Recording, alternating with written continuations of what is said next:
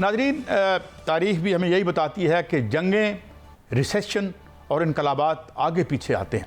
अब इसमें एक ऐसी बात है कि जो पूरे ग्लोब को हिला के रख सकती है, वो है आबनाए हुर्मुज़। और उसमें से एक बहुत बड़ा हिस्सा दुनिया के तेल का और दुनिया की गैस सप्लाई होती है। अगर अमेरिका अंदर आता है और डायरेक्ट अटैक करता है तो उसके बाद जाहिर है कि जो उसके असासे हैं और जो वहाँ से गुजरते हैं वो लेजिटिमेट टारगेट होंगे, क्योंकि ईरान पर अगर ये हमला करते हैं जिस तरह वो कह रहा है। इसके नतीजे में क्या निकलेगा? इराकी एक वज़ीर का कहना है कि ये जो ऑयल है ये 200 से 300 डॉलर फी बैरल हो जाएगा। तो ये इसका नतीजा हम कैसे भुगतेंगे? अभी हम पेट्रोल जितना भी ले रहे हैं आज 4-5 रुपए, कल परसों बढ़ा है, तो फिर इस सूरत में ये जंप करेगा, ये 600-700 पर भी खुदा ना खास्ता जा सकता है अगर ये एडवेंचर अमेरिका बहादुर करता रहा। तो मियाँ साहब, तो ये जो मिलिट्री इंडस्ट्रियल कम्प्लेक्स है अमेरिका का, जो इसको पुश कर रहा है कि जाओ अगर हम माल बनाएं, क्योंकि हमारी जानें जाती हैं, इन असला साजों का माल बनता है। तो अगर ये हमाकत करते हैं तो इससे पूरी दुनिया एक बहुत बड़े क्राइसिस और रिसेशन में आ सकती है, जहां मियाँ साहब क्या आप समझते हैं कि इनके मुल्कों में पहले तहरीकें चल रही हैं पुतिन इसके खिलाफ, ट्रंप के खिलाफ, लाखों लोग, millions of people out on the street हैं, तो फिर ये क्या डायमेंशन है और मैशत क्या हो सकती है? मियाँ साहब, योर असेसमेंट।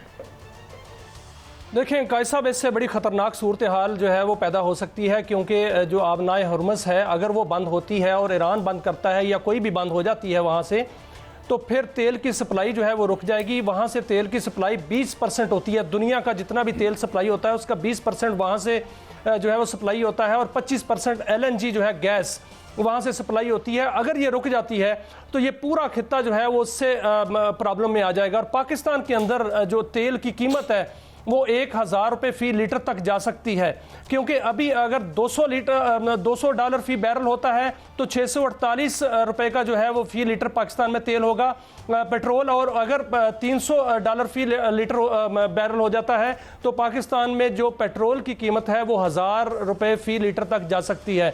ऐसी सूरत हाल चीन में भी बन सकती है, ऐसी सूरत हाल इंडिया में भी बन सकती है, मुझे और रूस में भी बन सकती है। मुझे नहीं लगता कि जब ऐसी सूरत हाल होगी या अमेरिका जो है वो गलत तरीके से वहाँ पर अपना तसल्लुत जमाने की कोशिश करेगा या वहाँ पर हमला करने की कोशिश करेगा, तो फिर दो सुपर ताकतें जिसमें रूस और चीन है वो आराम से बैठेंगी, वो वहाँ पर ताकत के साथ और इन्फोर्समेंट के साथ जो है वो उस रास्ते को खुलाएंगे।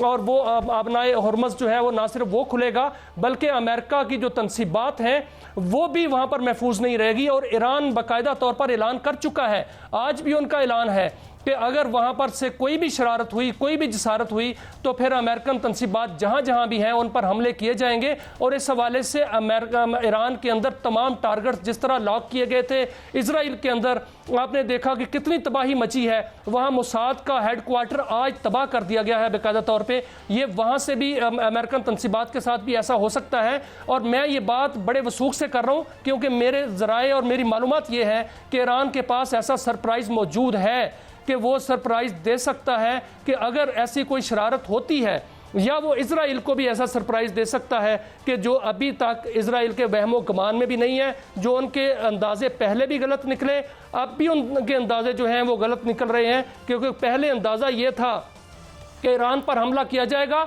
ईरान जो है वो अमेरिकन तनसीबात पर हमला करेगा क्योंकि ईरान के मिसाइल वहाँ तक नहीं पहुँच सकते, और वहाँ से ईरान और अरबों की और अमेरिका की लड़ाई हो जाएगी और इजराइल आराम से खोज तमाशाई बन के देखेगा। लेकिन ऐसा नहीं हुआ। आपने देखा कि PIA के पायलट जिसने 35,000 फुट से वहाँ से वो वीडियो बनाई कि वो वहाँ से जो ईरानी मिसाइल जा रहे थे वो उससे भी काफ़ी ऊंचे थे, यानी वो 40,000 फुट पे जा रहे थे।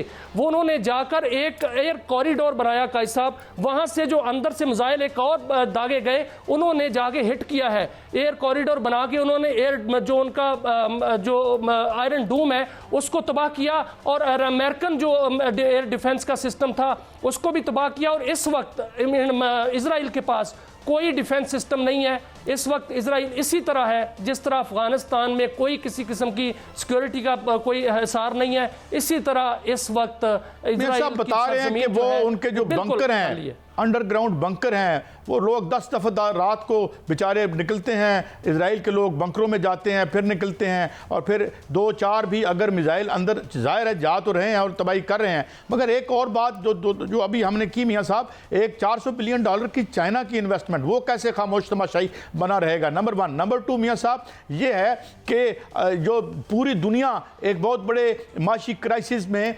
वो मुब्तला हो सकती है। तो मेरे ख्याल में, और तीसरी बात ये कि ईरान वो कौम है जिसने 8 साल जंग लड़ी इराक के ख़िलाफ़, और इतनी हार्डन है, वार हार्डन है वो। तो मेरा ख्याल में इस एडवेंचर से अगर मिस्टर ट्रंप बाज रहें तो बहुत बेहतर है। मगर जाहिर है मियाँ साहब, आपको याद होगा जनवरी में जब ये पावर में आया था तो ये कहता था मैं जंगें ख़त्म कराऊंगा, मैं गजा की जंग खत्म करूंगा, वहां कत्लेआम बढ़ गया, और हर अमेरिकी सदर यही करता है। फिर इसने कहा मैं यूक्रेन में जंग बंद कराऊंगा, वहां पे और लोगों के गले कटे और मासूम लोग मारे गए इन सब की लड़ाई में, और ये तीसरी जंग ईरान में इसने मुसलत कर दी है। मगर मियाँ साहब मैं एक पर्सपेक्टिव और आपको दे दूं, आज जो शी जिनपिंग की जानिब से एक ट्वीट आई है जिसमें उसने, शी जिनपिंग की अगर आप बायोग्राफी पढ़ें तो he is quite an intellectual, बड़ा पढ़ा लिखा आदमी है और बड़ा हार्डन भी है, गारों में भी जिंदा रहा जब कल्चरल रेवोल्यूशन हो रहा था, तो वो आम आदमी नहीं है,